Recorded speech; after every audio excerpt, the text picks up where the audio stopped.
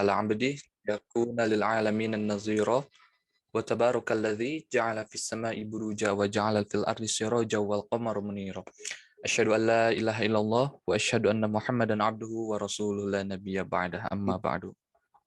Baik ya, pertama-tama memang yang paling utama marilah kita panjatkan puja seraya puji kita atas kehadirat Rabbil Izzati yang telah memberikan kita nikmat iman dan Islam sehingga kita dapat berkumpul di tempat yang insya Allah diberkahi oleh Allah Subhanahu wa taala. Tidak lupa juga kepada Nabi Muhammad SAW yang telah membawa kita dari zaman kegelapan hingga zaman yang terang benderang sampai saat ini. Baik, perkenankanlah saya sebagai moderator dan juga MC pada kuliah tamu yang dilaksanakan pada hari ini. Baik, sebelumnya selamat datang Bapak Nur Subekti SPD MOR. Ya, gimana kabarnya Pak? Alhamdulillah sehat Mas. Alhamdulillah. Dan juga teman-teman PJKR gimana kabarnya? Alhamdulillah baik. Alhamdulillah sehat. Alhamdulillah sehat. Dan tidak lupa dosen pengampu kita Bapak Saleh. Gimana kabarnya Pak? Alhamdulillah sehat, baik. Baik. Pada hari ini kita akan melaksanakan kuliah bersama dosen dari Kaprodi Pendidikan Olahraga FKIP UMS. Baik, teman-teman, kita langsung saja kepada acara yang akan kita laksanakan pada pagi hari ini. Untuk yang pertama ini, di sini ada pembukaan, pembacaan ayat suci Al-Quran, sambutan dosen pengampu, sambutan Kaprodi, 5 penyampaian materi, tanya jawab, penutup, penyerahan sertifikat, dan foto bersama. Baik, dengan tidak mengurangi rasa hormat saya, pada pagi hari ini untuk mengawali pembukaan acara, marilah kita baca basmalah bersama-sama. Bismillahirrahmanirrahim. Baik, untuk acara selanjutnya yaitu pembacaan ayat suci Al-Quran yang akan dibacakan oleh Saudara Muhammad Yusuf dari Program Studi Pendidikan Jasmani, Kesehatan, dan Rekreasi semester 5. Kepadanya saya persilahkan. Assalamualaikum warahmatullahi wabarakatuh. Waalaikumsalam warahmatullahi wabarakatuh. A'udzu billahi minasyaitonir rajim.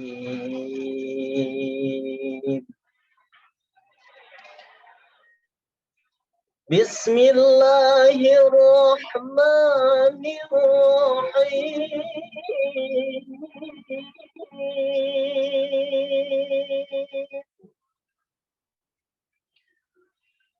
وَلْيَخْشَ الَّذِينَ لَوْ تَرَكُوا مِنْ خَلْفِهِمْ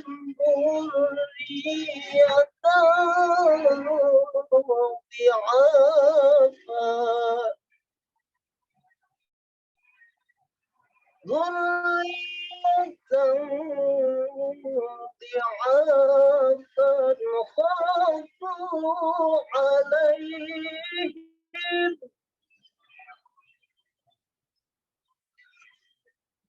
فليتقوا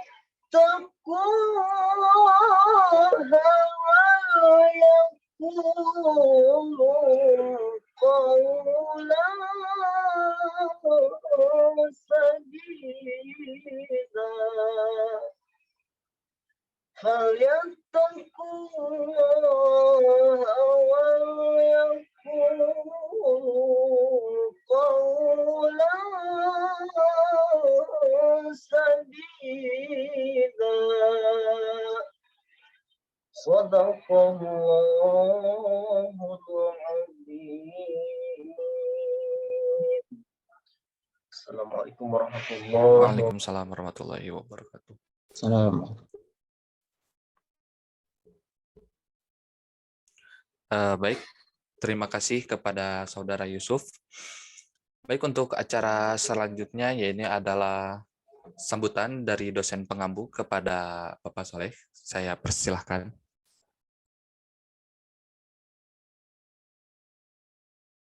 Oke, baik. Assalamualaikum warahmatullahi wabarakatuh. Alhamdulillahirabbil alamin. Habibin nasta'in ala umurid waddin. Allahumma sholli ala Muhammad wa ala ali Muhammad amma ba'du.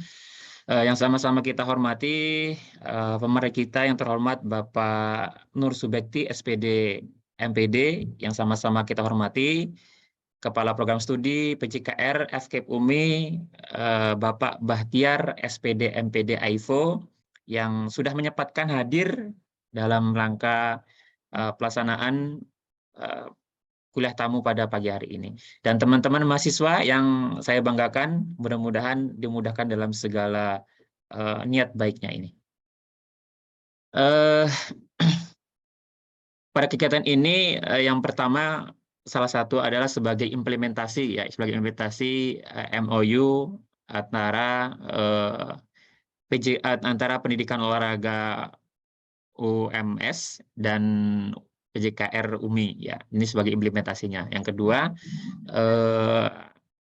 pada pagi hari ini sebagai sharing ilmu antara teman-teman supaya nggak bosan perkuliahannya, kita sharing ilmu dari luar sehingga ilmu-ilmunya bisa bisa beraneka ragam, sehingga teman-teman PJKR juga mempunyai wawasan yang luas tentang pencak silat, ya. Pada pagi hari ini itu membahas tentang peraturan pertandingan pencak silat. Bagaimana peraturan pertandingan itu ada perubahan atau enggaknya, nanti kita simak dari Bapak Nur Subekti ini. Seperti itu, ya.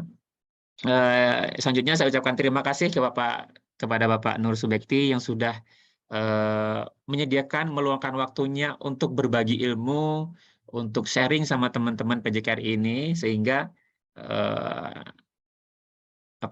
sehingga materi ini bisa diterapkan dan bisa dipelajari oleh teman-teman PJKR ini. Itu aja mungkin dari saya. Terima kasih. Mudah-mudahan bisa terlaksana dan bisa bermanfaat bagi teman-teman semuanya. Saya akhiri. Wassalamualaikum warahmatullahi wabarakatuh. Waalaikumsalam. Waalaikumsalam warahmatullahi wabarakatuh. Terima kasih kepada Bapak Soleh yang telah menyampaikan sambutannya. Untuk sambutan yang selanjutnya kepada Kaprodi Dosen Pendidikan Jasmani Kesehatan dan Rekreasi, kepada Bapak Bahtiar, dipersilahkan. Ya, terima kasih MC. Bismillahirrahmanirrahim. Assalamualaikum warahmatullahi wabarakatuh. Waalaikumsalam. Yang terhormat Bapak Nur Subekti SPD MOR, yang saya hormati Bapak Saleh MOR, dan yang saya banggakan mahasiswa Program Studi Pendidikan Jasmani Kesehatan dan Rekreasi semester 5 yang sekarang mengampu mata kuliah pencak silat lanjutan. Puji dan syukur tak lupa kita panjatkan kehadirat Allah Subhanahu wa taala, karena berkat rahmat dan karunia-Nya kita masih diberikan kesehatan, umur yang panjang, mempertemukan kita di Zoom meeting, terutama kepada pemateri hari ini yang kemarin itu niatnya pengen ketemu di Sorong, tapi tidak, Pak Bektinya tidak berangkat, saya juga tidak berangkat, jadi tidak ketemu. Mudah-mudahan di lain waktu kita bisa ketemu secara offline. Amin. Perlu Bapak pemateri saya sampaikan bahwa kuliah dosen tamu ini adalah salah satu ikhtiar kita di Program Studi Pendidikan Jasmani Kesehatan dan Rekreasi di UMI, adalah salah satu bentuk untuk meningkatkan mutu pendidikan, terutama di bidang pengajaran, di bidang pendidikan, sekaligus untuk melengkapi mungkin bukti fisik persiapan reakreditasi yang insya Allah tahun depan akan kami laksanakan. Jadi kami dari Program Studi PJKR itu akan mengadakan kuliah dosen tamu itu per semesternya 4 kuliah dosen tamu. Jadi mungkin semester depan kami akan melaksanakan lagi. Kebetulan di semester ini ada beberapa dosen, ada Pak Firman Maulana, ada Bu Wening, ada Pak Firman Setiadi, dan Pak Saleh yang melakukan kuliah dosen tamu di masing-masing mata kuliah yang diampunya. Jadi bentuk ikhtiar kita adalah melaksanakan hal-hal yang kecil untuk meningkatkan akreditasi nanti, Pak Bekti. Dan selain itu kita juga sebenarnya pengen sharing informasi atau sharing pengetahuan tentang tapak suci, terutama di bidang peraturan. Kemarin mungkin mahasiswa-mahasiswa kami itu belum mendapatkan informasi terkait itu yang memang langsung dari ahlinya, dari pakarnya langsung. Jadi mungkin mahasiswa yang memang mendalami tentang tapak suci atau pencak silat ini, ya mungkin inilah waktunya untuk sharing informasi kepada Pak Bekti. Tadi juga sudah disampaikan sama Pak Bekti bahwa sibuknya itu, sampai saking sibuknya itu kita cuma mendapatkan sisa-sisa waktunya. Jadi kemarin pulang dari Porprov, ada di Pomnas, menyempatkan sekarang waktunya untuk berada di Universitas Muhammadiyah Sukabumi walaupun sebenarnya dari prosesnya daring. Terima kasih Pak Bekti atas waktunya, terima kasih atas kesempatannya. Semoga kebaikan dan apa yang menjadi penyampaian dari Pak Bekti menjadi amal jariah, karena yang ditinggalkan oleh salah satu yang ditinggalkan oleh seseorang itu ketika meninggal itu salah satunya adalah ilmu yang bermanfaat. Semoga ilmu yang bermanfaat ini bisa menambah keberkahan hari ini. Dan sekian dari saya, lebih dan kurangnya mohon dimaafkan. Assalamualaikum warahmatullahi wabarakatuh. Waalaikumsalam warahmatullahi wabarakatuh. Baik, terima kasih kepada Bapak Bahtiar. Baiklah teman-teman, inilah acara yang kita tunggu-tunggu, penyampaian materi. Sebelumnya mohon izin Bapak untuk membacakan CV dari Bapak Nur Subekti, SPD MOR.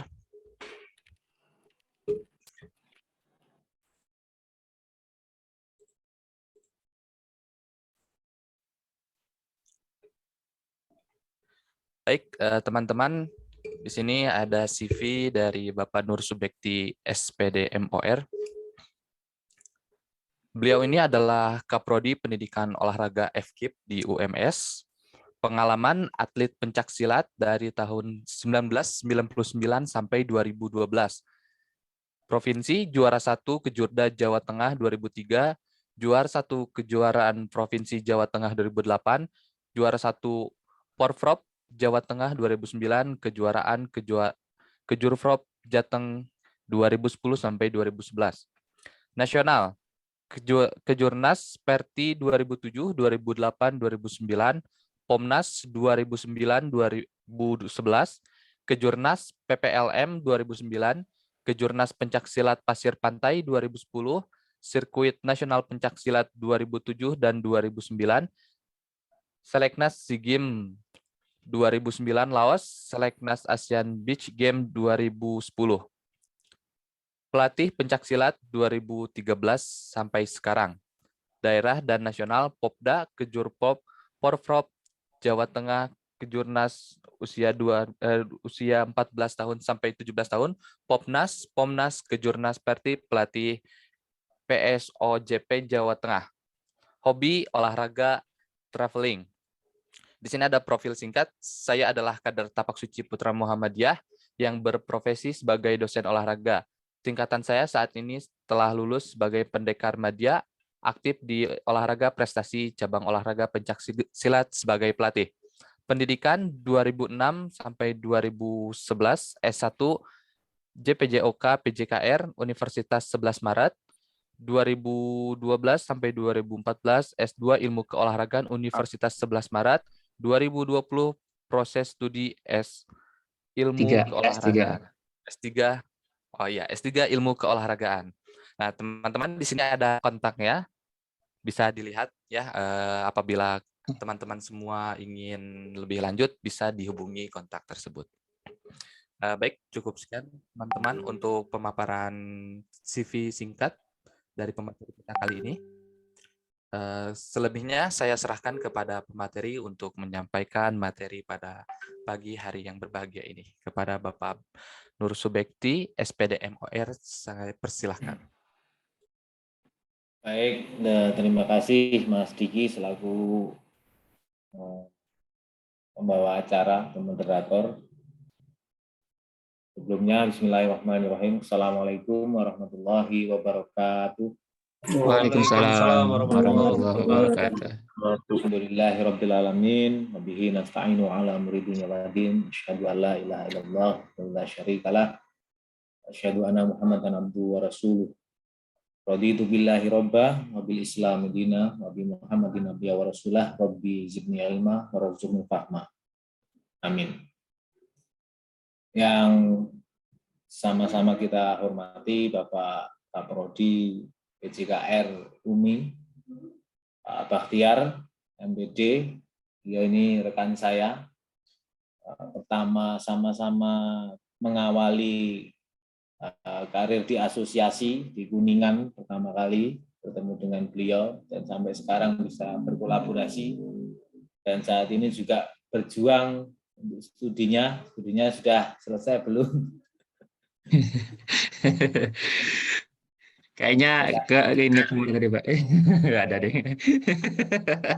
Sama-sama mendoakan semoga segera selesai. Amin. Dan yang berikutnya yang saya hormati juga yang sudah beberapa waktu belakangan ini komunikasi dengan saya, Bapak Muhammad Saleh. Terima kasih atas kepercayaannya dan komunikasinya yang baik. Sebelumnya saya minta maaf, memang karena kondisinya di akhir tahun ini padat sekali. Kemarin saya di muktamar juga dipasrai atau diberi tanggung jawab di seksi persidangan. Jadi sangat vital sekali di persidangan sampai saya tidak bisa mengikuti pembukaan, Pak. Ketika muktamar ada pembukaan itu kami yang di persidangan benar-benar tidak bisa mengikuti karena setelah pembukaan acaranya lanjut ke persidangan. Dan tidak lupa yang saya banggakan dan saya cintai para mahasiswa, khususnya mahasiswa program studi PJKR, Penjaskes di KIP UMI. Salam kenal, salam bermuhammadiyah, karena kita tahu kita berada di Civitas Akademi Persyarikatan Muhammadiyah, khususnya di perguruan tinggi Muhammadiyah. Dan ini saya lihat memang walaupun mata kuliahnya pencak silat lanjutan, tapi saya sangat bangga karena dari mahasiswa UMI ini menunjukkan bahwa seragam tapak suci sebagai putra Muhammadiyah selalu digunakan dalam aktivitas pendidikan. Ini tidak berbeda juga dengan kami di UMS, di mata kuliah pencak silat. Juga kami mewarnai dan berkomitmen bahwa untuk pencak silat yang ada di Muhammadiyah adalah tapak suci. Sekali lagi saya ucapkan terima kasih. Terima kasih kepada Mas Diki yang sudah membacakan. Memang benar ya, saya ini kenapa saya menonjolkan sebagai kader Muhammadiyah, karena memang secara histori saya bisa diterima dan bisa bekerja di Universitas Muhammadiyah Surakarta itu hampir dilatar belakangi karena saya sebagai seorang kader Muhammadiyah melalui di tapak suci. Berdirinya Prodi Pendidikan Olahraga di UMS juga diprakarsai oleh beberapa tokoh pendekar yang dari pimpinan pusat tapak suci. Yang dulu ketua umumnya adalah Pak Adnan Jamhari, beliau yang memprakarsai bertemu dengan Bapak Dahlan Rais, mengusulkan kalau di UMS itu didirikan program studi pendidikan olahraga. Dan sampai saat ini alhamdulillah kita sudah berjalan. Mungkin saya kurang tahu usianya dengan PJKR di UMI apakah dekat atau lebih muda. Kami berdiri di 2016 tapi menerima mahasiswa di 2017. Jadi sudah 5 tahun berjalan. Itu saja mungkin sebagai mengawali, kita lanjut saja karena topik yang diberikan kepada saya atau tema materi pada mata kuliah atau kuliah kamu ini adalah peraturan pertandingan. Sebenarnya peraturan pertandingan di pencak silat dua tahun ini mengalami fenomena dan perdebatan yang sangat signifikan ya, baik dari para pelaku, para akademisi, kemudian para pengurus dan lain sebagainya. Saya sendiri yang berkecimpung di di lapangan sebagai seorang pelatih saat ini juga merasakan ada pergeseran arah dari aspek-aspek yang dinilai dalam pencaksilat itu sendiri. Peraturan-peraturan dari aliran-aliran perguruan yang lain atau bela diri yang lain sudah banyak yang masuk. Maka nanti secara teknis kita akan membahas, tapi mohon maaf rekan-rekan, baik Pak Saleh dan teman-teman mahasiswa, karena ketika kita bicarakan peraturan, kalau hanya satu pertemuan memang tidak bisa maksimal. Nanti kita poin-poin saja. Poin-poin yang inti, kemudian apa sih yang perlu kita persiapkan dalam menghadapi sebuah fenomena perubahan peraturan khususnya di pencaksilat. Saya mohon izin kalau bisa diberi akses untuk share, bisa nggih? Sudah, sakit, Pak.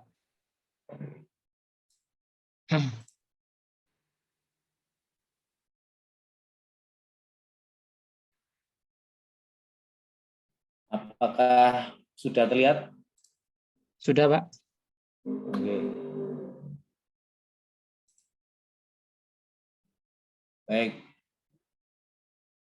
Saya Nur Subekti, sengaja saya tampilkan gambar saya dengan rekan saya Mas Sabto Purnomo. Ini satu letting dengan saya.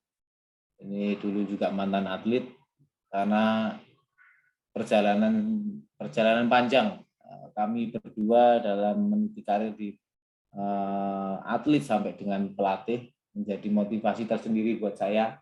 Dan saat ini alhamdulillah saya sudah lulus tingkatan di Pendekar Madya. Langsung saja terkait dengan peraturan pertandingan fenomena yang terjadi, maka saya mencoba mengidentifikasi beberapa materi, topik materinya. Yang pertama nanti ada definisi dan sejarah singkat, kemudian ada peraturan pertandingan, dan nanti secara berbarengan nanti akan saya bubuhi tentang perubahan peraturan, baik itu dari Munas 2012 dan ada perubahan sedikit di 2016 sampai dengan saat ini ada peraturan yang disahkan oleh Persilat tahun 2021. Secara definisi, dua kata yang muncul dalam pencaksilat yaitu ada kata pencak dan silat. Pencak sendiri memang dari berasal dari dulunya adalah budaya bela diri yang lahir dari Pulau Jawa, maka dikenal sebagai pencak Jawa. Kemudian silat itu dulu sering disebut dengan kalimat silek dari Minang, di mana silek Minang ini salah satu tradisi bela diri yang tertua di Nusantara yang berkembang di kalangan suku Minangkabau, khususnya di Sumatera Barat. Jadi kalau bisa kita maknai bahwa kalimat pencaksilat ini gabungan dari, kalau orang Jawa itu bela diri itu katakan pencak, dan orang yang di luar Jawa, baik di Sumatera, di di wilayah Melayu itu menyebutnya adalah silek. Ini saya temukan di buku yang dibuat oleh Thomas Green dalam bukunya Martial Art of the World and Encyclopedia of History and Innovation. Jadi sejarah dari pencaksilat sendiri dikenal sebagai budaya masyarakat khususnya di Indonesia. Tapi secara histori memang kita tidak tahu pastinya apakah memang benar berasal dari Indonesia. Karena banyak referensi yang mengatakan bahwa pencaksilat ini ditemukan di wilayah atau namanya masyarakat di kalangan masyarakat Melayu. Nah, ini beberapa buktinya ditemukan bahwasanya pencak silat ini merupakan budaya dari masyarakat. Ini sudah ditemukan beberapa bukti arkeologi. Nah, aspek yang diusung oleh pencak silat sendiri ada 4 aspek, dan ini menjadi keunikan dan keunggulan di pencak silat. Yang pertama tentunya ada unsur seni yang merupakan wujud dari tadi budaya dalam bentuk kaidah gerak, irama yang tunduk pada keseimbangan, keselarasan dan keserasian. Jadi ada aspek kesenian. Kemudian tentunya ketika bicara pencak silat maka kita tidak akan tidak akan luput atau tidak akan melupakan tentang aspek atau unsur bela dirinya, di mana dalam unsur bela diri ini sebagai upaya untuk memperkuat naluri manusia untuk membela diri terhadap berbagai ancaman dan bahaya dengan teknik dan taktik yang efektif. Jadi dalam pencak silat ini ada unsur-unsur upaya mempertahankan diri dengan gerak, teknik dan taktik yang efektif. Kemudian ada unsur olahraga, karena saat ini pencak silat juga sudah diakui sebagai olahraga prestasi dan masuk dalam kompetisi baik itu secara internal maupun eksternal, internal maupun multi event ya, internal pencak silat sendiri, mengembangkan kegiatan jasmani untuk mendapatkan kebugaran, ketangkasan maupun prestasi dalam olahraga. Dan yang tidak menjadi inti dari aspek pencak silat yang membedakan bela diri pencak silat dengan bela diri yang lain adalah aspek mental spiritual, di mana dalam aspek mental spiritual ini unsur olah batin dalam membentuk sikap dan kepribadian luhur dengan menghayati dan mengamalkan berbagai nilai dan norma adat istiadat yang mengandung makna sopan santun sebagai etika kalangan pendekar. Yang dimaksud mental spiritual ini bahwasanya dalam berlatih pencak silat itu bukan semata-mata untuk menjadi seorang yang kuat dan bisa mengalahkan orang banyak dan bisa menjadi seseorang yang ditakuti, tapi dalam aspek mental spiritual ini lebih daripada sekedar itu, bahwasanya kita dalam berlatih pencak silat itu kita memahami bahwa sejatinya kita hanya manusia biasa dan hamba Allah Subhanahu wa taala, hanya berusaha untuk meningkatkan keterampilan dalam bela diri, namun tujuannya adalah lebih kepada untuk membentuk sebuah sikap dan kepribadian yang luhur, baik secara moral, sosial dan spiritual, hubungan hablum minallah dan hablum minannas. Secara histori di Indonesia ada organisasi khusus yang menangani pencak silat atau yang menangani pencak silat nasional, yaitu adalah Ikatan Pencak Silat Indonesia. Ada 10 perguruan histori dan alhamdulillah kita dalam perguruan tapak suci ini menjadi salah satu 10 dari 10 perguruan histori.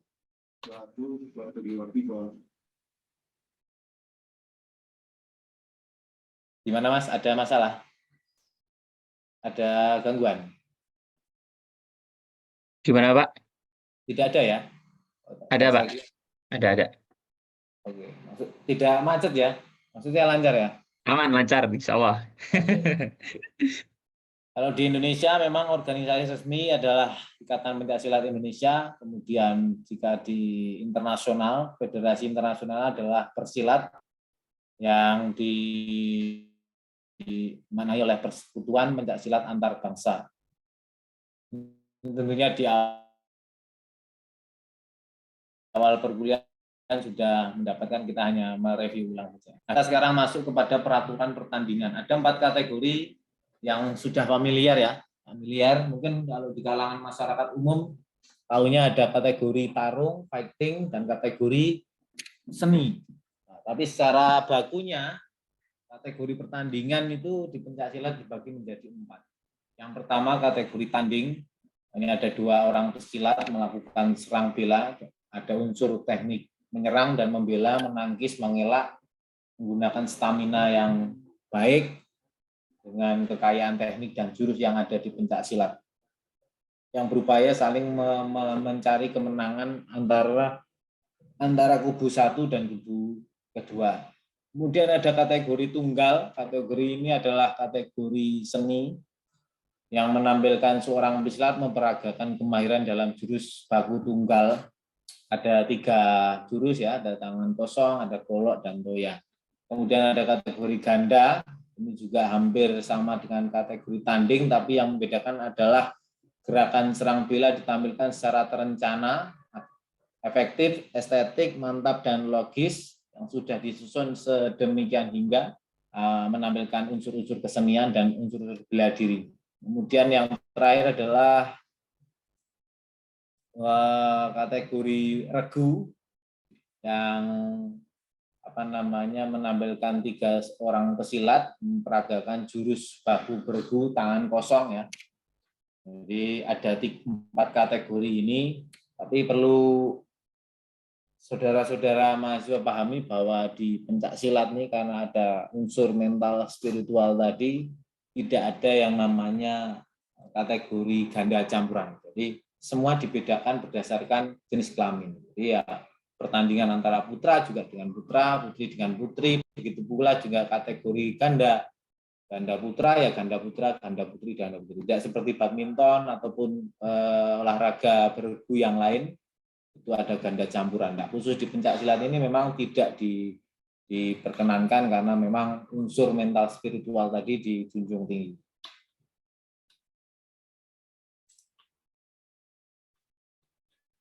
Nah, saya langsung masuk saja karena selama 10 tahun terakhir ini atau khususnya 5 tahun terakhir ini muncul beberapa fenomena-fenomena terjadinya perkembangan perubahan peraturan. Walaupun sampai tahun ini 2022 ini khususnya di event-event resmi masih mempertahankan peraturan pertandingan IPSI di tahun 2012 yang disempurnakan pada tahun 2013. Nah, peraturan 2013 ini dianggap banyak kelemahan, maka IPSI, PP IPSI kemudian memprakarsai, merekomendasikan melakukan perubahan peraturan IPSI pada tahun 2016. Dan ini pernah diuji cobakan oleh tim Platnas pada tahun 2020 ke daerah-daerah provinsi untuk uji coba, dan awalnya akan direkomendasikan untuk PON 20 di Papua yang diundur tahun 2021, tapi pada kenyataannya memang kemarin belum bisa disahkan sebagai peraturan, dan pada PON kemarin di Papua itu masih menggunakan peraturan 2012 yang disempurnakan peraturan 2013. Karena ada terjadinya pandemi COVID-19, maka PON 2020 diundur menjadi tahun 2021.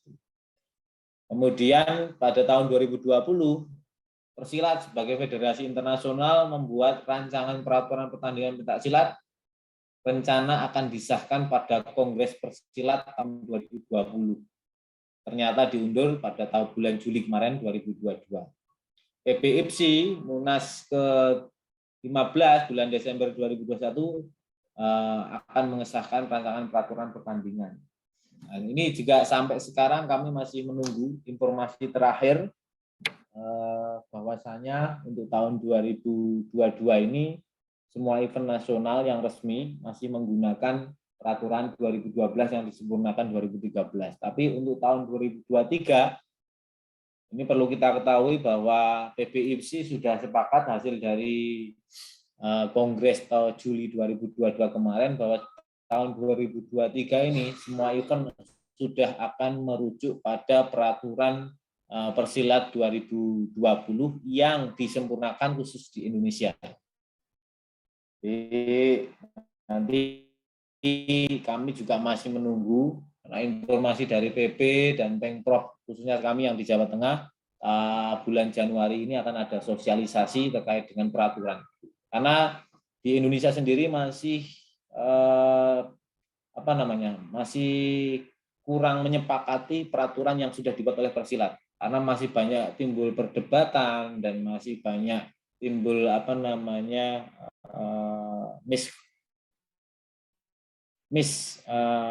persepsi antara pelatih, wasit juri dan pengurus. Jadi di Indonesia nanti akan disempurnakan. Nah, dalam peraturan pencaksilat ini ada penggolongan. Ini saya akan mulai merujuk ya.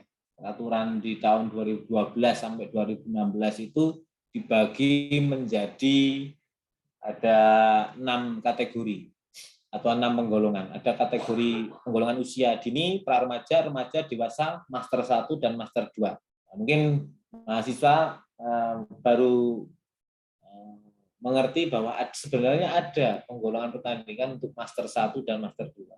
Tapi memang di Indonesia itu memang sepertinya belum pernah dilaksanakan khususnya di yang resmi. Tapi mungkin di level-level perguruan, daerah dan lain sebagainya itu mungkin sudah ada yang ini kategori usia yang lama ya, kategori usia dini, usia pra-remaja untuk putra dan putri, kategori remaja, dewasa, master 1 dan master 2.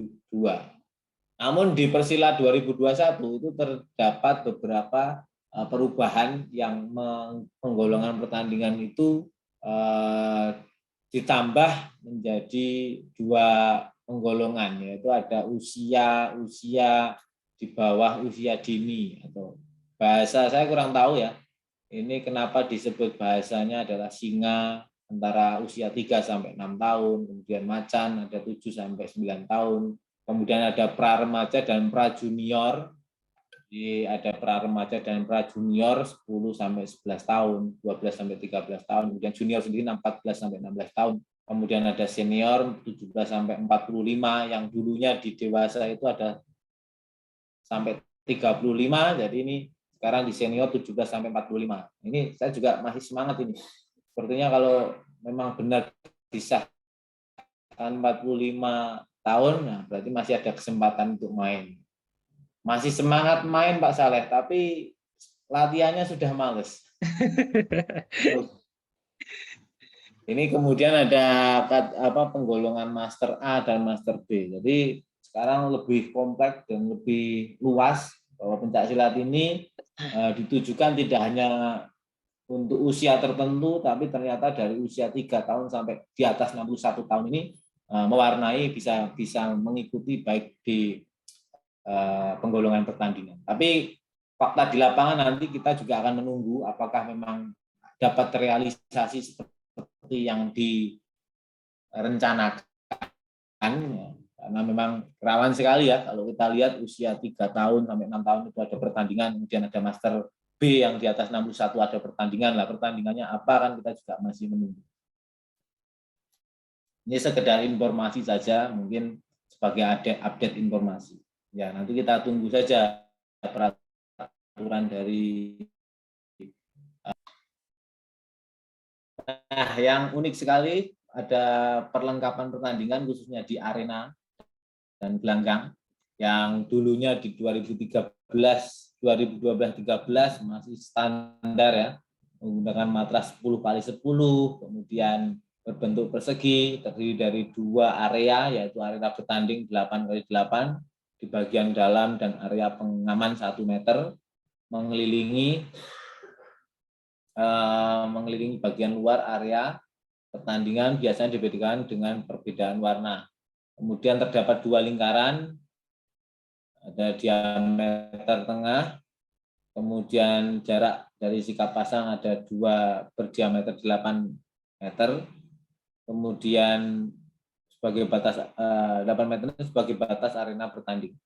Di 2 sudut-sudut yang berjauhan biasanya 1 matras atau 1 puzzle matras yang berwarna merah dan 1 matras berwarna sudut biru.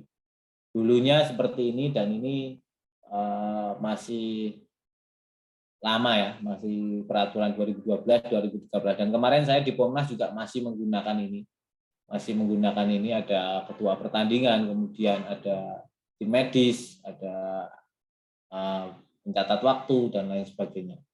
Nah, hal yang terbaru di peraturan 2016 dan 2021 ini sudah mulai ada perubahan, khususnya di area pertandingan ya, di area pertandingan, bahwa di sudut itu awalnya berhadapan sudutnya, sekarang berdampingan. Di samping meja ketua pertandingan dan dewan wasit juri. Kemudian di tengah ada tambahan sudut sendiri, sudut merah dan sudut biru berjarak 2 meter. Kemudian ada untuk bench pelatih. Kalau dulu di 2012 dan 2013 ini pelatih semuanya duduk di sudut, sekarang ada ada tempat tersendiri, tidak masuk di dalam matras. Yang ada 3 juri yang diusulkan. Kalau di peraturan yang lama ini menggunakan 5 juri, sedangkan di peraturan yang baru ini menggunakan 3 juri, khususnya untuk kategori tanding ya. Kemudian di 4 sudutnya ada kamera, karena sekarang sesuai perkembangan teknologi, pencaksilat sudah menggunakan teknologi digital scoring, kemudian ada teknologi VAR atau video replay. Ini sedikit update informasi ya. Kemudian perangkat dan aparat pertandingan masih pola lama itu, atau peraturan lama itu ada 13 komponen. Ada ketua pertandingan 1 orang, kemudian dewan wasit juri yang duduk di meja ketua pertandingan itu ada 3 orang, kemudian ada sekretaris pertandingan, kemudian anggota wasit juri biasanya kurang lebih 1 gelang itu 18, tapi ini biasanya menyesuaikannya. Jadi penyelenggara itu menyesuaikan kebutuhan wasit juri. Ini normalnya 18 orang. Kemudian ada papan nilai yang sekarang sudah mulai berganti dengan digital score, kemudian ada pengamat waktu, ada gong, kemudian penimbang berat badan, anggotanya ada aparatnya ada 2 orang, kemudian ada tim medis, sudut biru, sudut merah, dan sudut netral. Jadi kalau sebelumnya di sini ada sudut kuning, ini adalah sudut netral. Kalau pada peraturan yang lama itu ada 2 sudut, kemudian yang peraturan baru berdampingan. Nah, yang unik jurinya ya, jurinya 5, 1, 2, 3, 4, 5. Nah, yang unik di peraturan terbaru di 2016 itu masih menggunakan 5 juri untuk tanding dan TGR, tapi di persilat yang 2021 kategori tanding itu hanya 3 juri. Kemudian untuk TGR ditambah menjadi 10 juri. Jadi kalau di tanding peraturan 2021 itu ada 1, 2, 3 juri saja. Kemudian kalau kategori TGR baik tunggal, ganda, dan regu itu ada 10 juri. Ini perlengkapan masih seperti biasa dalam peraturan pertandingan, masih sama, cuma mungkin ada sedikit perubahan di body protector karena ada peraturan baru bahwasannya di 2016 dan 2021 itu boleh melakukan gerakan menarik lawan untuk menjatuhkan, jadi body protectornya. Saya lupa mencari foto body protector yang terbaru, karena bagian perekat belakangnya itu agak lebih rapat daripada body protector yang lama. Dalam bertanding, khususnya di kategori tanding, seorang pesilat harus melengkapi ada body protector, ada sabuk sesuai dengan sudut, sabuk biru, sabuk merah, sudut merah. Kemudian ada pelindung kemaluan untuk putra, untuk putri juga ada tersendiri. Kemudian ada pelindung tangan, lengan, arm guard. Kemudian ada shin guard untuk pelindung tulang kering. Ini beberapa contoh peralatan yang di online shop. seragam bertanding untuk atlet biasanya menggunakan hitam-hitam. Cuma perbedaannya pada kategori tunggal dan ganda itu menggunakan aksesoris berupa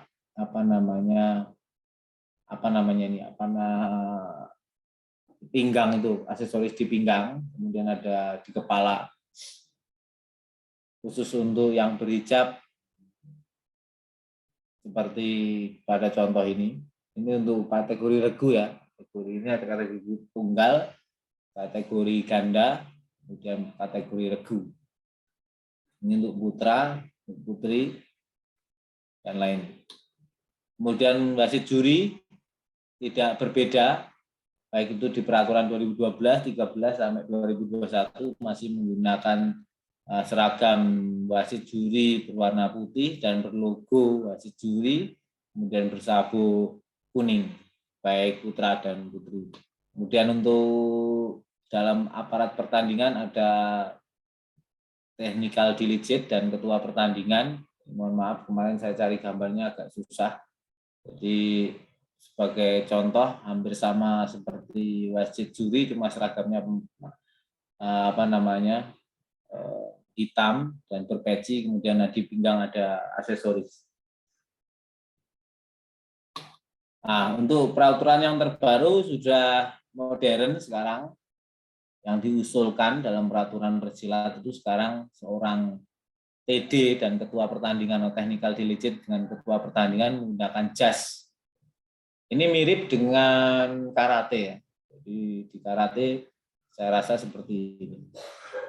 Ya, ini nanti coba kita lihat karena besok tahun 2023 ini baru kita akan diterapkan, jadi kita tunggu saja. Secara aturan formalnya seperti ini, menggunakan jas untuk putra dan putri, kemudian penampilannya seperti ini, bersepatu dan berdasi. Untuk pelatih, official atau coach masih sama ya, peraturan lama maupun peraturan baru menggunakan seragam hitam, sabuknya tetap oranye. Ini gambaran untuk putra putrinya dan ini perbedaan antara atlet, pelatih dan wasit juri. Nah, tata cara pertandingan sesuai dengan peraturan lama dan peraturan baru hampir sama saja.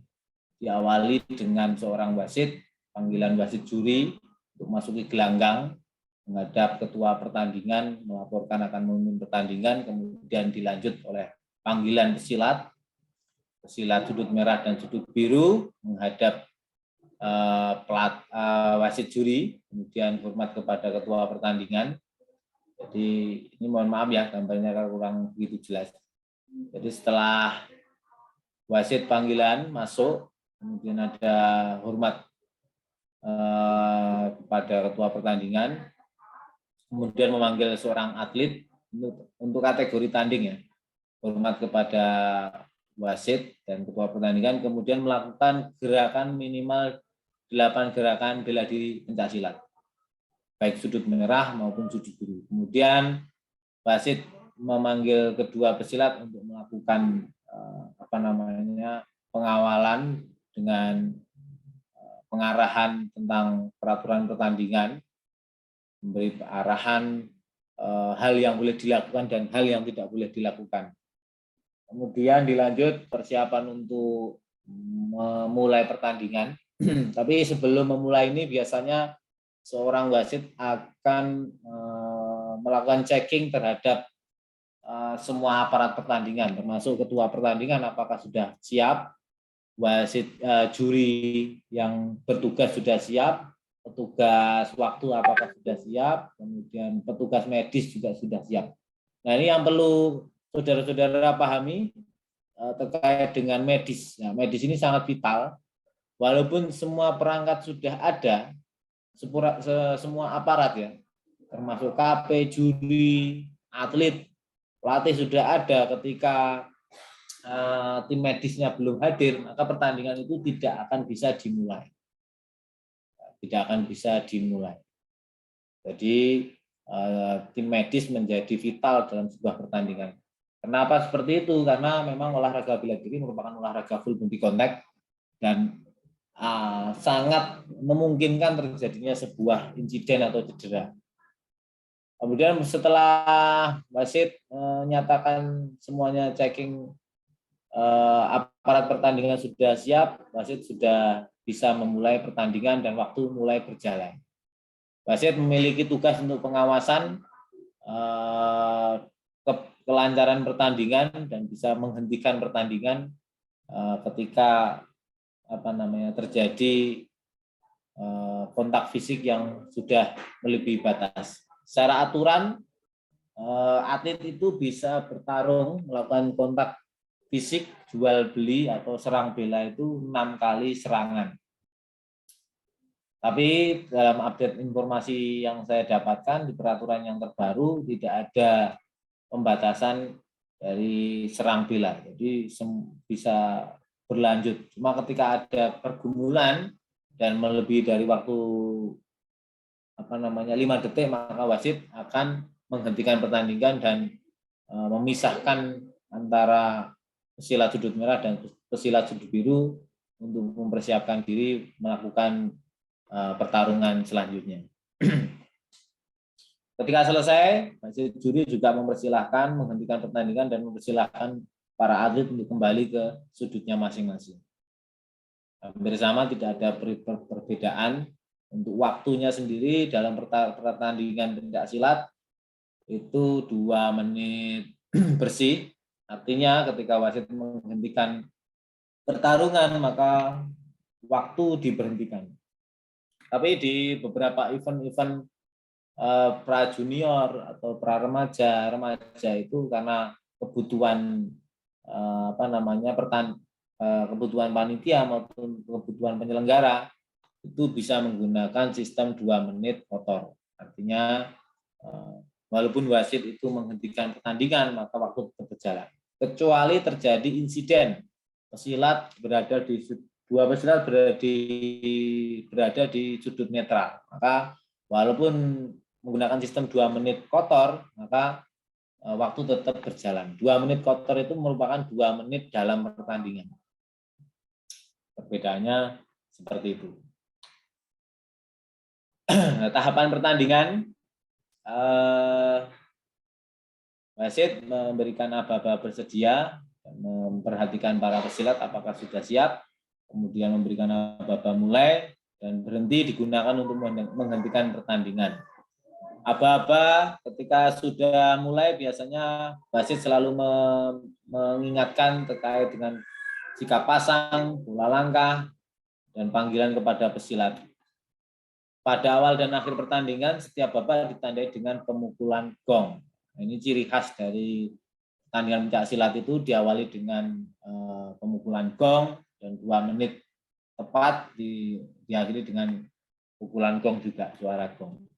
Sasaran yang masih sama antara peraturan lama dan peraturan baru, sasaran sah yang dinilai adalah togok, yaitu bagian tubuh kecuali leher di atas dan dari pusar ke kemaluan. Jadi leher ke atas tidak diperkenankan ya. Kemudian area kemaluan juga tidak diperkenankan. Sasarannya kurang lebih ada 4, ada dada, perut, pusat ke atas, rusuk kiri dan kanan, punggung atau belakang badan. Bagian tungkai dan tangan dapat dijadikan sasaran namun tidak mendapatkan nilai. Ini beberapa larangan dan tahapan hukuman.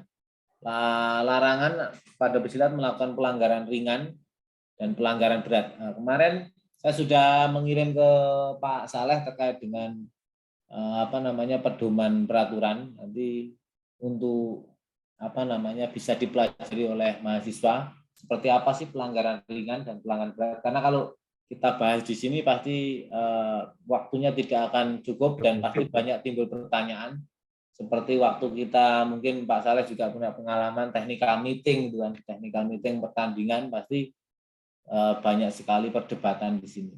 Yang jelas, yang dikatakan pelanggaran ringan dan pelanggaran berat ini dilihat dari unsur kesengajaan maupun ketidaksengajaan. Jadi wasit memiliki persepsi apakah ini pelanggaran berat ataupun pelanggaran ringan. Nanti untuk kriterianya bisa dilihat di buku panduan. Ada juga yang misalkan pelanggaran cuma mundur garis, itu kan masih termasuk pelanggaran ringan. Tapi ketika ada serangan kontak, pukulan atau tendangan mengenai kepala, itu nanti dilihat dari unsur lintasan, kemudian subjektivitas dari seorang wasit menganggap bahwa si atlet ini sengaja atau tidak. Nah, berikutnya adalah tahapan hukuman. Tahapan hukuman ini tidak di dalam peraturan pertandingan khususnya kategori tanding ini ada tahapan. Ada 7 tahapan yang selama ini digunakan atau dilakukan. Yaitu tahap pertama ketika seorang atlet melakukan pelanggaran ringan, maka seorang wasit akan memberikan pembinaan. Misalkan wasit atlet itu keluar garis dan memegang, menarik dan lain sebagainya, itu masih menggunakan peraturan yang lama, maka diberi pembinaan. Nah, sikap seorang wasit biasanya menunjukkan satu telunjuk jari kepada pesilat yang melakukan pelanggaran. Kemudian ketika pesilat itu melakukan pelanggaran yang sama, maka wasit akan menunjukkan Anda sudah melakukan pelanggaran 2 kali, maka akan dilanjutkan langsung kepada teguran pertama. Jadi pembinaan hanya diberikan 1 kali saja oleh baik itu pesilat sudut merah maupun pesilat sudut biru. Jadi dalam peraturan pertandingan pencak silat, pelanggaran ringan itu hanya bisa dilakukan sekali. Tapi jika dilakukan yang kedua kalinya, maka akan lanjut kepada teguran 1. Berbeda dengan pelanggaran berat, jika melakukan pelanggaran berat, itu tidak menggunakan pembinaan. Misalkan memukul kepala. Nah, di sini aturannya memang sasarannya adalah dada, perut, tusuk kiri, dan punggung. Maka ketika pesilat langsung melakukan pelanggaran berat, maka wasit berhak melangkah langsung ke teguran 1.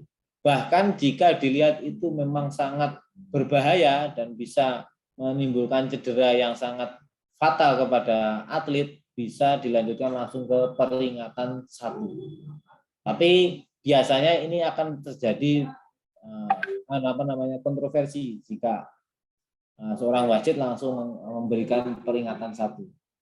Secara otomatis pelatih atau coach yang mendampingi akan melakukan protes. Urutannya seperti ini: teguran 1, kemudian melakukan pelanggaran lagi, pelanggaran berat lagi, teguran 2, itu dikurangi dikurangi nilainya adalah teguran 1 dikurangi 1, kemudian teguran 2 dikurangi 2, kemudian melakukan pelanggaran lagi, langsung mendapatkan peringatan 1 dengan pengurangan nilai adalah 5 poin.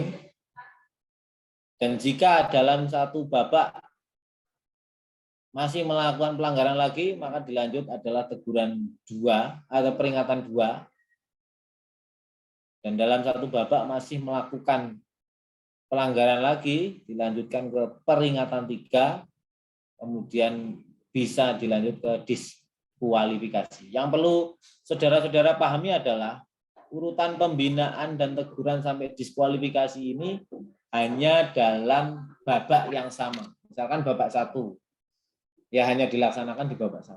Ketika mulai babak 2, maka kembali ke tahapan hukuman dari awal. Pembinaan lagi, teguran, peringatan, dan sampai diskualifikasi. Jadi tidak berlanjut ya. Jadi babak 1 sudah teguran 2, di babak 2 langsung peringatan, tidak. Jadi kembali ke tahap awal. Jadi ini saudara-saudara harus memperhatikan terkait dengan tahapan hukuman ini diberikan dalam 1 babak yang sama. Jadi walaupun dalam pertandingan ada 3 babak, babak pertama urutan hukumannya sendiri, babak kedua dimulai dari awal. Nah, teknik penilaian atau penilaian teknik dalam pertandingan pencaksilat. Nah, ini pola nilai prestasi teknik dalam peraturan yang lama ya, 2012 sampai 2013. Ada 6 kategori penilaian. Nilai prestasi ada nilai 1 untuk serangan dengan tangan biasanya menggunakan pukulan yang mengenai sasaran ya. Sasaran tadi ada 4, dada, sasarannya ada dada, perut, rusuk, punggung. Jadi ada menggunakan serangan dengan pukulan mendapat nilai 1. Kemudian serangan diawali dengan tangisan atau hindaran dilanjut dengan pukulan. Itu mendapat 1+1. Kemudian nilai serangan dengan kaki, baik tendangan depan, tendangan sabit, maupun tendangan apapun, yang diawali dengan serangan kaki, mendapatkan nilai 2. Tapi jika diawali dengan tangisan, hindaran, disusul dengan tendangan, maka mendapatkan 1+2. Nah, nilai yang tertinggi dalam pertandingan pencaksilat adalah 3, yaitu teknik menjatuhkan lawan. Teknik menjatuhkan lawan ini ada beberapa ya tekniknya. Ada memang membantingan yang diawali dengan tangkapan, ada guntingan, ada sapuan, ada gamparan yang tujuannya untuk menjatuhkan lawan. Nah, apabila diawali dengan tangisan atau hindaran dan tangkapan, maka nilai ditambahkan 1+3. Ini peraturan lama. Karena dianggap 1+ ini bisa menguntungkan atau merugikan lawan, maka dalam perubahan peraturan di 2016 itu terjadi perubahan penilaian. Pukulan mendapatkan nilai 2, tendangan mendapatkan nilai 3, dan jatuhan atau bantingan baik ada tangkisan maupun tidak ada tangkisan itu mendapatkan nilai 4. Jika terjadi perbedaan angka 20, misalkan pesilat sudut biru mendapatkan nilai 30 dan pesilat sudut merah mendapatkan nilai 9, ada selisih 20 lebih, maka pesilat sudut biru tadi bisa langsung memenangkan pertandingan. Tapi ini peraturan di 2016. Peraturan 2016 itu agak sedikit berbeda dalam cara penilaian. Nah, tapi persilat 2000 yang melakukan penyusunan peraturan di tahun 2001 masih menggunakan kriteria nilai yang sama. 1, 2, dan 3. 1 untuk pukulan, 2 untuk tendangan, 3 untuk jatuhan. Hanya menghilangkan nilai 1+. 1+ tangisan atau tangkapan itu dihilangkan. Karena fenomena yang terjadi ini biasanya sering dimanfaatkan oleh tuan rumah atau penyelenggara dalam memanipulasi pertandingan, maka ketika nilai 1+ ini bisa menguntungkan dan merugikan lawan. Maka semua nilai 1+ dihilangkan. Nah, peraturan yang di 2023 tahun ini yang akan digunakan, saya masih yakin masih menggunakan peraturan persilat 2021, hanya saja yang dihilangkan adalah 1+. Jadi tidak ada nilai 1+ dalam peraturan pertandingan. Jadi saudara-saudara juga harus memahami bahwa secara histori nilai prestasi teknik itu seperti ini, ada nilai 1+, kemudian ada perubahan di 2016, semuanya dinaikkan, pukulan jadi 2, tendangan 3, jatuhan 4 dengan menghilangkan 1+. Kemudian persilat juga memunculkan peraturan. Nah, inilah yang terjadi, fenomena perubahan-perubahan ini harus sebagai seorang pelaku pencaksilat di olahraga prestasi, maka mau tidak mau harus tetap adaptif dan mengikuti update informasi.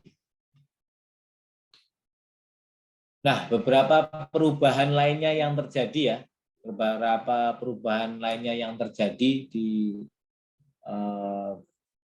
peraturan baik di 2012, 2016 sampai dengan saat ini 2021 itu beberapa yang kita amati adalah yang pertama keluar garis. Jadi keluar garis di 2012 dan 2016 itu satu kaki dinyatakan sudah keluar seperti ini.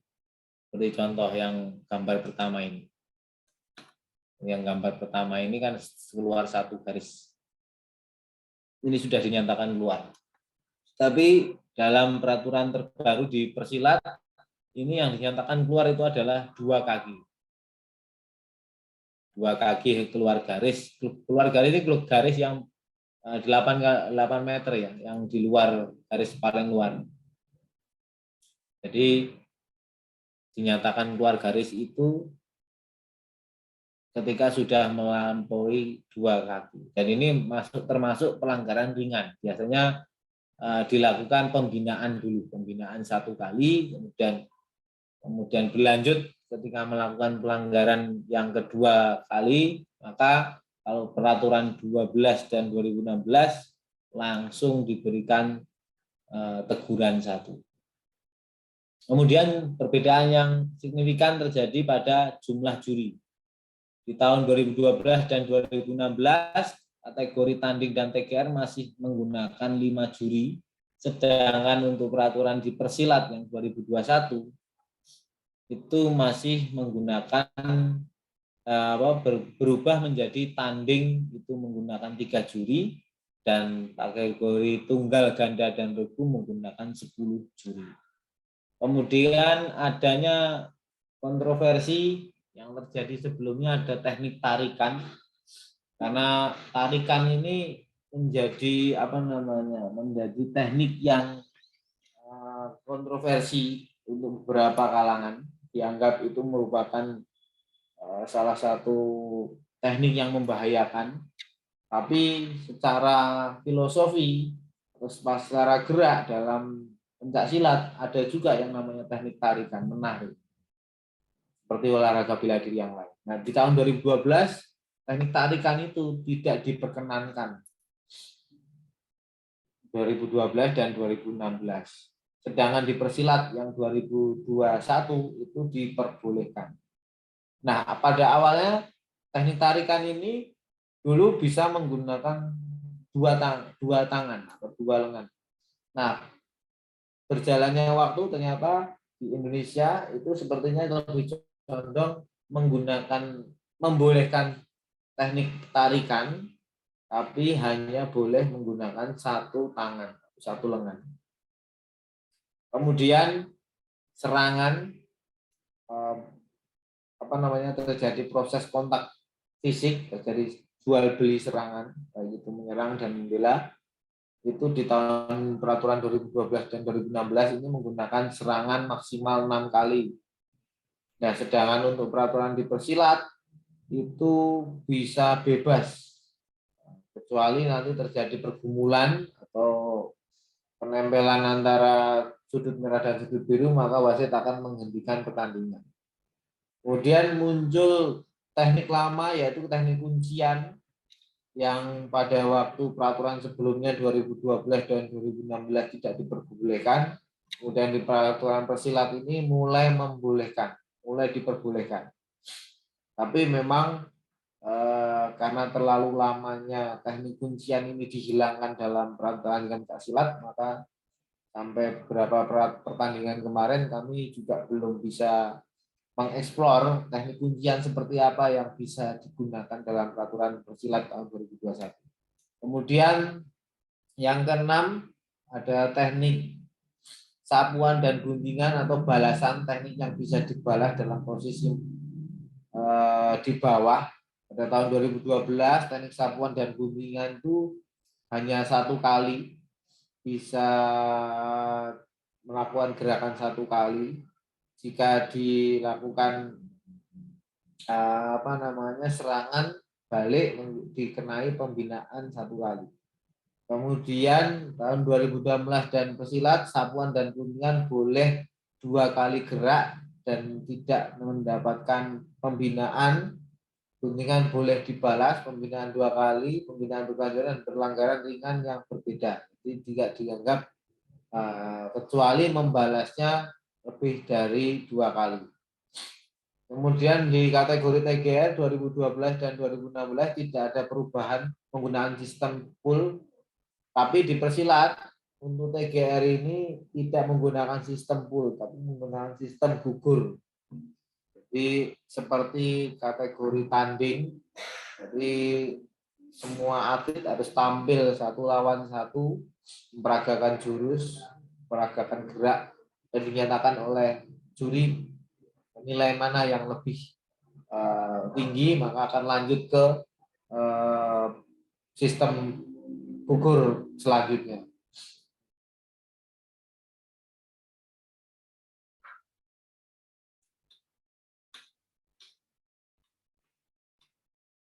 Baik, itu saja yang bisa saya sampaikan. Nanti kita lanjutkan diskusi. Karena memang kalau kita bicara peraturan pertandingan pencak silat ini sampai dengan saat ini memang masih dalam proses sosialisasi dari PBIPSI, dari Pemprov IPSI. Itu kami juga masih menunggu informasi yang terakhir yang kami dapatkan adalah bulan Januari ini akan dilakukan sosialisasi tentang peraturan mana yang akan diterapkan di Indonesia khususnya. Untuk di internasional itu masih menggunakan peraturan persilat 2021. Saya tadi ada contoh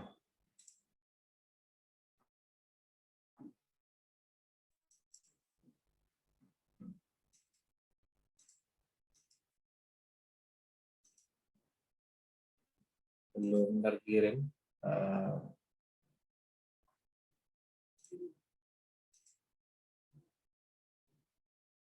Saya sebenarnya ada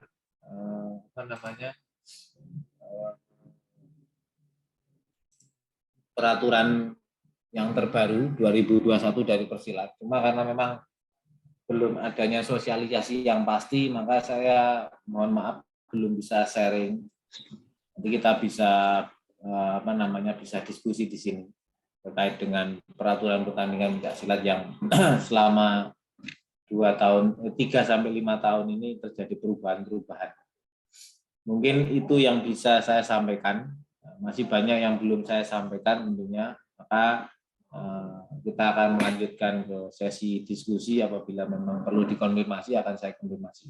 Namun saya juga akan menyampaikan bahwa karena ini belum secara umum kami masih menunggu informasi atau kebijakan dari PBIPSI, maka mungkin nanti ada pertanyaan-pertanyaan yang mungkin tidak bisa saya jawab, mungkin insya Allah akan saya tanyakan ke lembaga wasit juri seperti apa sebenarnya. Karena kemarin saya waktu diskusi dengan beberapa wasit juri itu sebenarnya wasit juri juga masih masih bingung dalam memutuskan, dan masih banyak wasit juri itu juga belum menerima seperti apa sih real peraturan yang terbaru. Kemarin saya dengan Pak Saleh juga diberikan tawaran mau peraturan lama atau peraturan baru, tapi kalau saya bicara tentang ilmu pengetahuan kita harus update informasi, Pak. Jadi kalau saya menyampaikan peraturan yang lama saja, kasihan juga nanti ketika adik-adik mahasiswa nanti turun di lapangan kok ternyata peraturannya tidak sama gitu. Jadi mumpung ini juga masih proses update peraturan, maka kita bisa mempersiapkan diri prediksi apa saja yang mungkin akan terjadi dalam perubahan peraturan. Demikian rekan-rekan semua, untuk waktunya saya ucapkan terima kasih. Kita lanjutkan ke sesi berikutnya. Waktu saya kembalikan kepada moderator Mas Diki. Terima kasih. Assalamualaikum warahmatullahi wabarakatuh. Waalaikumsalam warahmatullahi wabarakatuh. Terima kasih kepada Bapak Nur Subekti. Masya Allah ya, untuk pemaparannya sangat jelas. Baik, teman-teman, kita lanjut ke sesi diskusi. Barangkali di sini ada yang ingin ditanyakan dan juga didiskusikan. Mangga, dipersilahkan bagi yang ingin bertanya. Ya, Eka kayaknya raise hand tuh.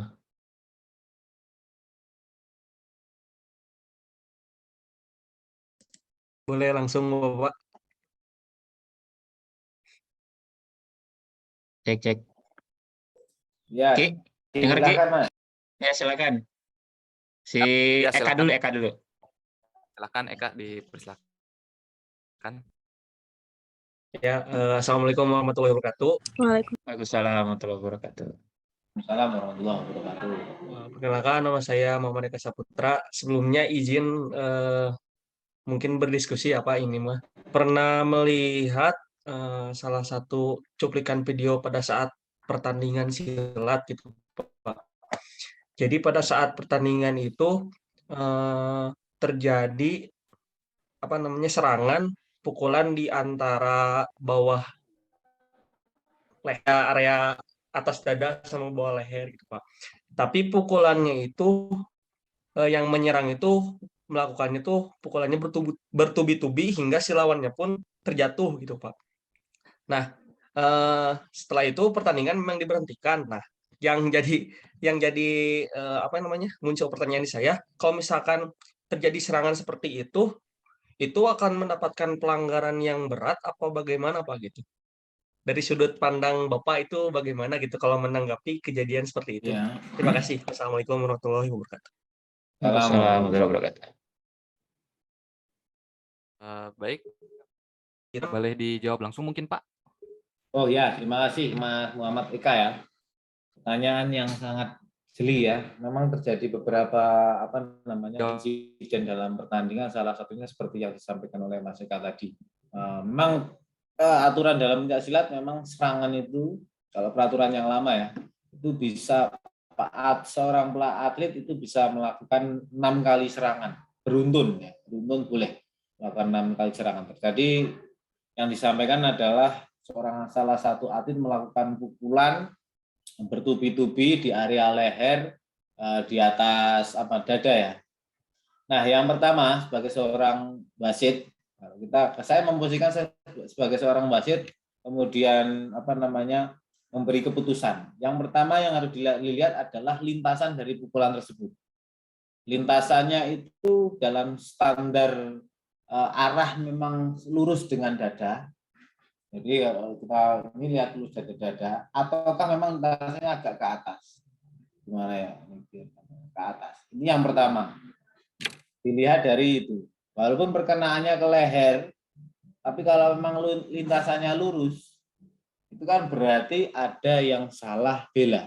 Jadi si atlet yang tadi yang kena pukul itu mungkin agak merunduk atau bagaimana.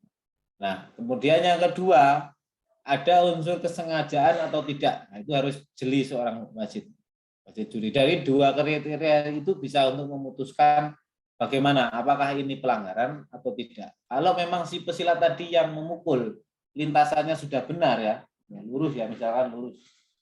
Jadi lurus, tidak ke arah kepala. Jadi memang lurus seperti ini. Tapi ternyata perkenaannya di antara leher. Maka saya sebagai seorang wasit menganggap itu bukan pelanggaran. Justru itu akan memberikan pembinaan kepada si atlet yang terkena lehernya tadi. Jadi merunduk itu termasuk pelanggaran ringan. Jadi memang tidak boleh, sengaja merunduk itu tidak boleh dalam pertandingan pencak silat. Jadi malah bisa mendapatkan pembinaan. Jadi itu. Kemudian yang kedua tadi dilihat dari unsur kesengajaan atau tidak. Itu bisa menjadi besar. Karena gini Mas Eka, di pencak silat wasit itu memiliki hak sebagai subjektivitas, dia mempertimbangkan atau dengan pandangannya itu ini. Nah, pasti terjadi perbedaan dengan penonton, karena penonton itu kan akan lebih cenderung membela timnya. Misalkan terjadi kena leher dianggap pelanggaran, tapi di kubu yang lain pasti akan terjadi tidak, itu yang merunduk yang salah. Nah, kubu yang lain pasti pukulannya ke atas, itu akan terjadi. Maka sebagai nanti kalau Mas Eka minat menjadi seorang wasit, Mas Eka minimal 2 kriteria tadi. Yang pertama dilihat dari lintasan si yang memukul. Apakah dia sudah sesuai dengan aturan dalam memukul di pencak silat. Kemudian yang kedua dilihat dari unsur, apakah ini ada unsur kesengajaan atau tidak. Mungkin itu Mas Eka ya. Jelas ya kira-kira. Jelas Bapak, terima kasih. Baik, terima kasih. Teman-teman ada yang ditanyakan lagi? Itu Ariel Ramdhani ya? Silakan Mangga. Ariel Ramdhani.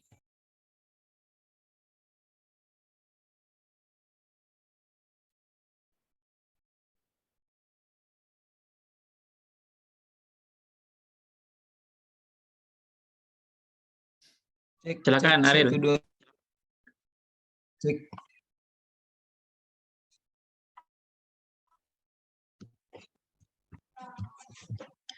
Baik, bismillahirrahmanirrahim. Assalamualaikum warahmatullahi wabarakatuh. Waalaikumsalam. Waalaikumsalam warahmatullahi wabarakatuh.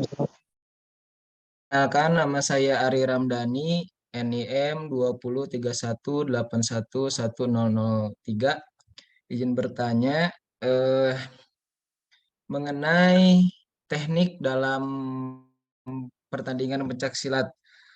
Kemarin, minggu-minggu kemarin atau yang lalu, Ariel mendengar salah satu teknik tambahan di silat, yaitu teknik double leg dan single leg, Pak, dalam pertandingan pencak silat, di mana salah satu atlet bisa mengangkat kedua kaki atau satu kaki musuh dengan tujuan untuk menjatuhkan musuh.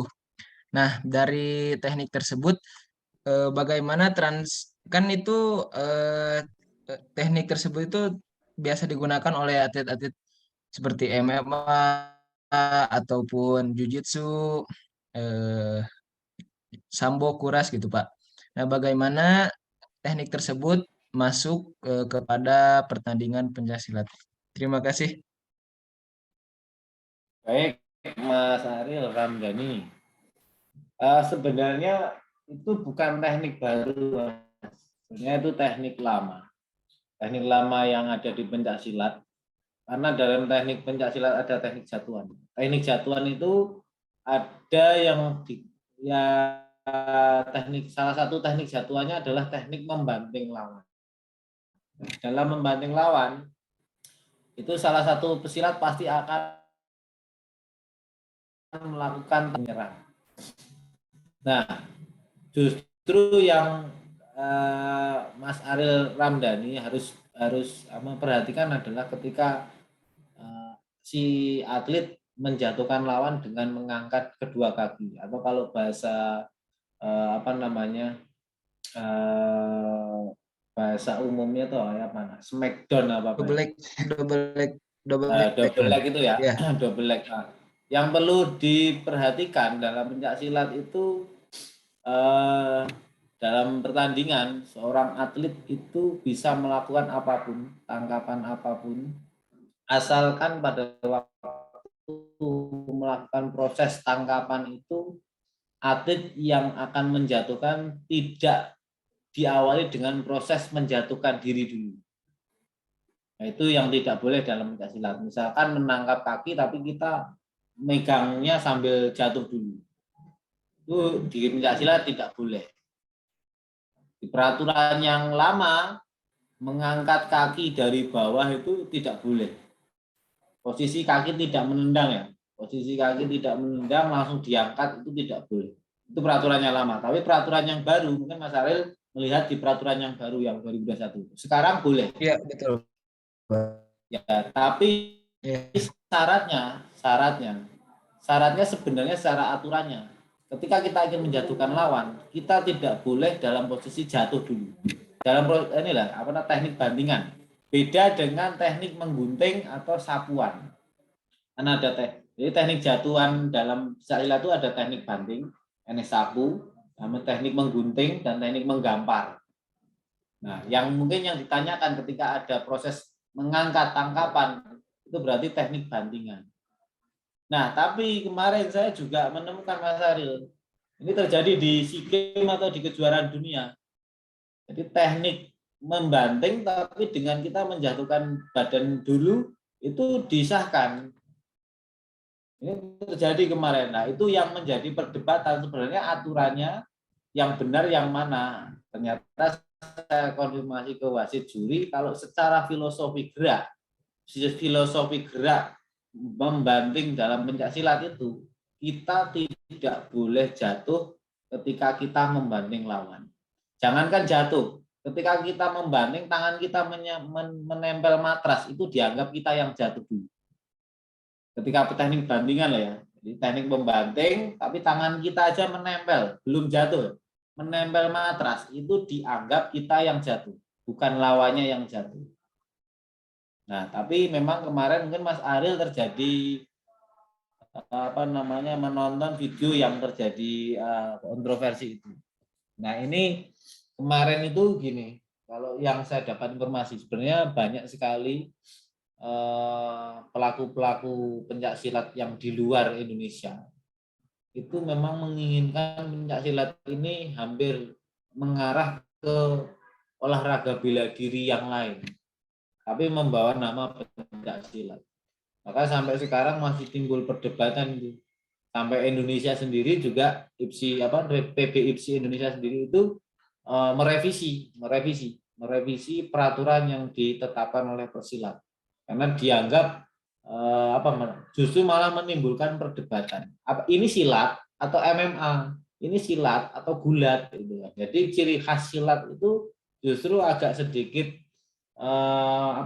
keluar dari ke penciri pencak silat. Ini mungkin itu. Kemarin kan tahun 2021 itu kenapa di Indonesia tidak mengesahkan peraturan itu? Karena masih timbul perdebatan. Kemarin waktu di Indonesia Open ya tahun 2022 ya, di pertengahan tahun itu juga masih banyak sekali ini kontroversi. Nah, maka ini Indonesia dalam kongres di bulan Juli itu mengesahkan yang akan diterapkan di 2023. Ya semoga aja, kalau saya sebagai seorang pelatih ya semoga aja peraturannya lebih masuk akal, kemudian penciri kita sebagai warga Indonesia yang memiliki budaya pencaksilat ini tidak lepas ini unsur penciri dari pencaksilat sendiri. Yang membedakan pencaksilat dengan olahraga yang bela diri yang lain itu harus ada. Buat apa kalau ada bela diri tapi aturannya sama? Ya adanya gulat, adanya MMA, adanya silat kan itu kan membedakan cabang olahraga. Karena keanekaragaman bela diri itu penting. Mungkin itu Mas Aril ya. Ini logis yang Anda tanyakan itu. Tapi jawaban saya seperti itu karena memang kalau secara filosofi gerak itu ya, yang kata kuncinya adalah filosofi gerak. Di pencak silat orang membanting, yang membanting itu tidak boleh jatuh dulu. Begitu. Itu filosofinya. Oh ya, Mungkin itu Pak. jawaban saya. Tapi Pak, itu mengenai double leg teknik itu di silat itu arahnya kemana Pak untuk menjatuhkannya? Maksudnya gimana Mas? Jadi ketika misalnya musuh dalam posisi siap gitu Mas, kita ambil teknik double leg takedown, ambil Ya. kaki musuh, nah kita angkat, nah itu jatuhnya arahnya kemana Pak? Kita jatuhkannya? Atau ke samping. Depan atau samping? Posisi lawannya dari depan kan berarti jatuhnya ke depan. Tapi kalau ngambilnya dari samping, misalkan dari kaki kiri ke kanan, berarti bisa jatuhkannya ke samping. Oh iya, siap Pak, siap. Terima kasih Pak atas jawabannya. Ya Mas Ariel, terima kasih. Baik, mungkin teman-teman ada yang ingin ditanyakan lagi?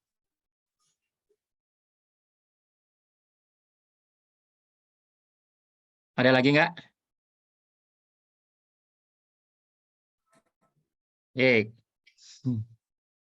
Yang lain ada lagi?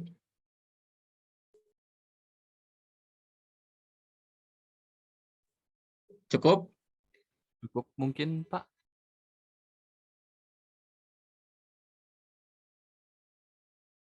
Kalau cukup saya pengen nambahin lagi tadi yang ditanyakan sama si Ariel, mungkin Pak Subekti ya.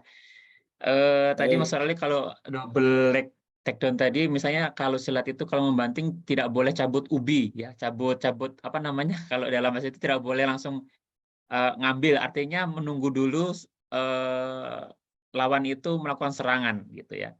Jadi nggak boleh kayak bela diri kan ada yang langsung ngambil dari bawah tanpa menunggu serangan dari lawan gitu ya. Nah itu sepertinya tidak boleh ya Pak Bekti ya. Jadi kalau langsung ambil ya, aja gitu nggak boleh. Untuk peraturan lama tidak boleh Ya. Pak Saleh. Tapi untuk peraturan baru Boleh. ini ada kemungkinan dibolehkan. Gitu. Ya, ada lagi yang mau tanyakan? Yang lain? Cukup barangkali? Erwin atau Amirul? Salsabila, Rivera? Cukup, Pak. Cukup, Pak. Ini yang mahasiswa kelas ini itu yang atlet ada Pak Saleh? Ada, ini si Diki sendiri atlet, sama si siapa sebenarnya si Rizky juga sebenarnya dia mantan atlet Pak, tapi sekarang masih kurang aktif dia. Oh. Kemarin saya kan mendampingi Pomnas itu, alhamdulillah. Yang kalau kami yang dari UMS kemarin di Pomprov kita juara umum. Ya, Juara umum alhamdulillah. dapat 5 yang lolos ke provinsi. Ini sedikit cerita saja. Jadi memang kemarin kampus Muhammadiyah itu ya kontribusinya belum merata. Masih di beberapa daerah itu masih kalah dengan universitas negeri. Cuma kami aja yang di Jawa Tengah ini sudah bisa, ya walaupun belum mendominasi, tapi kita penyumbang medali terbanyak lah kemarin di Pomnas. Maka ini teman-teman yang di Muhammadiyah ini ya kalau bisa semangat. Kemudian kemarin aja kita juga sudah mulai, kita juara umum Pak di Jawa Tengah kemarin, juara umum untuk Pomnas kategori pencak silatnya juara umum. Justru kita mengalahkan DKI dan Jabar. Alhamdulillah. Dan ini baru pertama kali kemarin di Padang untuk Pomnas. Selama saya kan mendampingi Pomnas itu sudah dari 2000, ketika saya pensiun 2013. 2013, 2015 saya tidak mendampingi, 2017, 19 di Jakarta, kemudian kemarin 2021 yang diundur 2022 itu kita mecahkan rekor. Biasanya kita di bawah DKI atau di bawah Jabar, baru kemarin di Padang itu kita bisa juara umum dengan 5 emas, dan dari 5 emas itu yang mahasiswa Muhammadiyah 2 yang dapat emas. Kemudian perunggunya 3, peraknya 1. Anak-anak Muhammadiyah. Anak UMS-nya ada 5 orang, yang 2 orang dari Universitas Muhammadiyah yang lain, dari Purwokerto sama Semarang. Ini semoga di Jabar, kalau Kuningan, kalau UMI itu kan ikutnya Jabar atau Jabar Pak, Jawa Barat. Ya. Jawa Barat, kalau bisa Jawa Barat, kalau bisa ya minimal berupaya lah bagaimana. Nanti Ya, insya Allah mudah-mudahan. begini Pak Saleh, melalui asosiasi nanti saya juga baru memprakarsai. Jadi teman-teman juga, adik-adik juga bisa mendoakan ya, semoga kita di Muhammadiyah ini bisa mengadakan Pomnas Muhammadiyah. Amin, amin, amin. Jadi memberi peluang untuk Amin. teman-teman ini bisa berprestasi untuk uji coba lah. Ya. Memang prosesnya agak panjang, jadi kami juga di pengurusan asosiasi prodi olahraga Muhammadiyah ini butuh dukungannya. Ini nanti saya dengan Pak Bahtiar yang akan berjuang. Mungkin itu aja sekedar informasi Pak Saleh dan teman-teman mahasiswa. Ya, terima kasih Pak Sekti. Ya, Bang Ki di itunya. Baik, mungkin dicukupkan ya untuk sesi tanya jawab. Kita lanjut ke acara selanjutnya, itu penutup. Baik teman-teman sekalian, marilah kita tutup acara yang berbahagia ini dengan melafadzkan alhamdulillah bersama-sama. Alhamdulillah. Baik, untuk acara selanjutnya yaitu penyerahan sertifikat yang akan diserahkan oleh Bapak Muhammad Soleh. Baik, Pak Bahtiar apa pengen apa saya aja nih? Oke, baik, untuk mempersingkat waktu, saya sebagai ucapan terima kasih ini Pak Subekti, kami tidak bisa memberikan apa-apa, mungkin sebagai tanda terima kasih saya berikan kenang-kenangan berupa sertifikat, mungkin barangkali nanti bisa membantu untuk keperluan yang lainnya seperti itu. Saya share.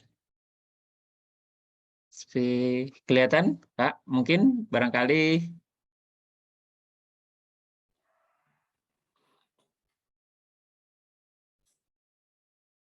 ini Pak Subekti untuk sertifikatnya. Baik, terima kasih. Barakallah. Terima kasih Pak Saleh, Pak Bahtiar, dan teman-teman semua. Semoga berkah barokah untuk kita semua. Amin. Terima kasih Pak Bekti, hatur nuhun. Sama-sama.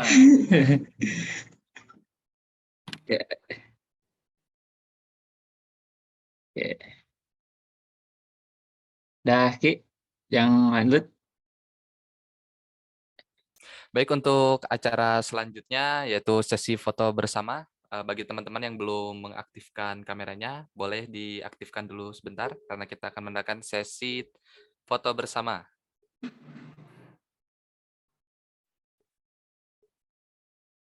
Oke, sudah siap semuanya?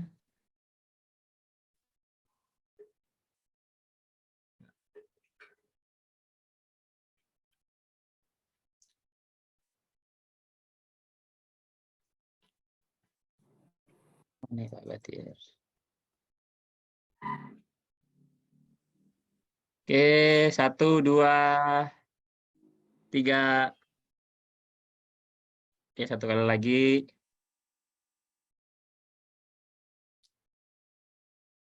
1, 2, 3. Ya, cukup.